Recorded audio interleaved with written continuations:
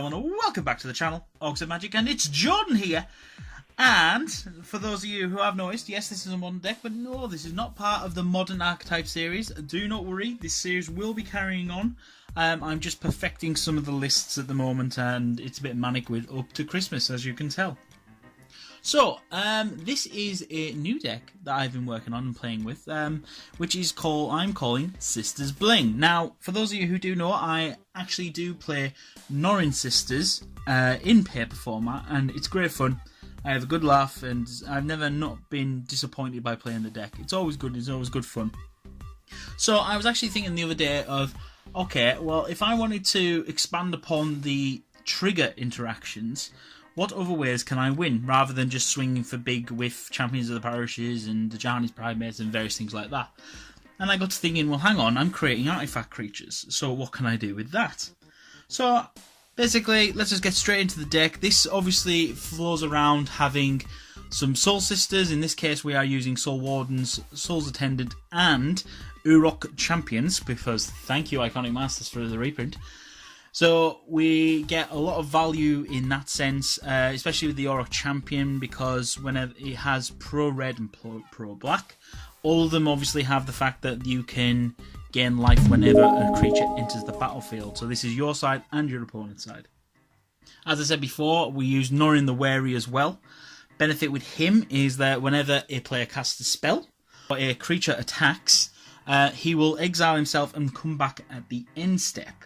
Now, obviously, the main thing that we are using to take advantage of this trigger is that we're using Genesis Chamber. Now, Genesis Chamber, whenever a creature enters the battlefield, as long as it's not a token creature, that is, you'll create an artifact Mia token, which is very sweet. And obviously, while it's untapped, the chances of tapping this are slim to none.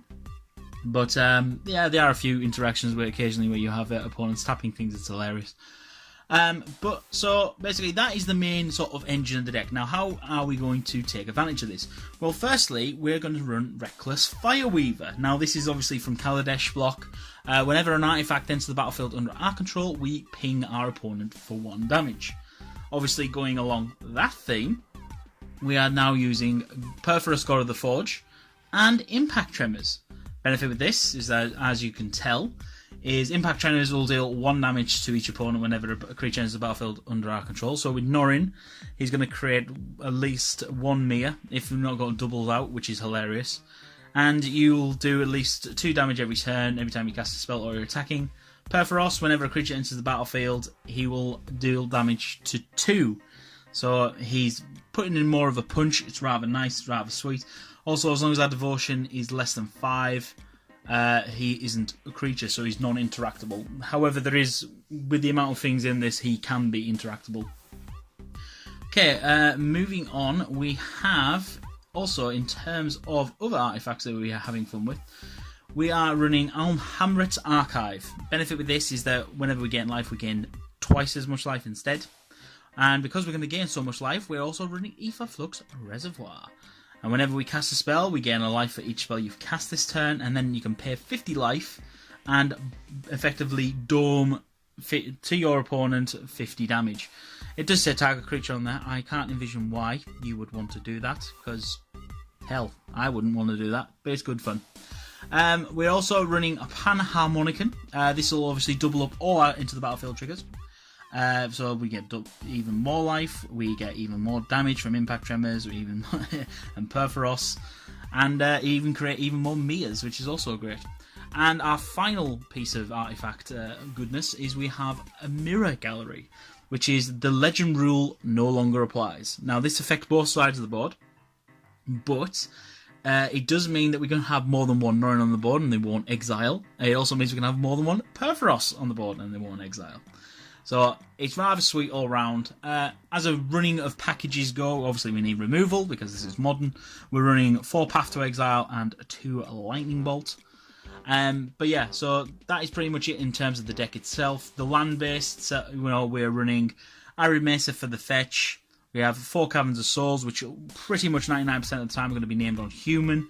Occasionally you're going to probably name 1 on God to get round a counter spell, for Perforos himself.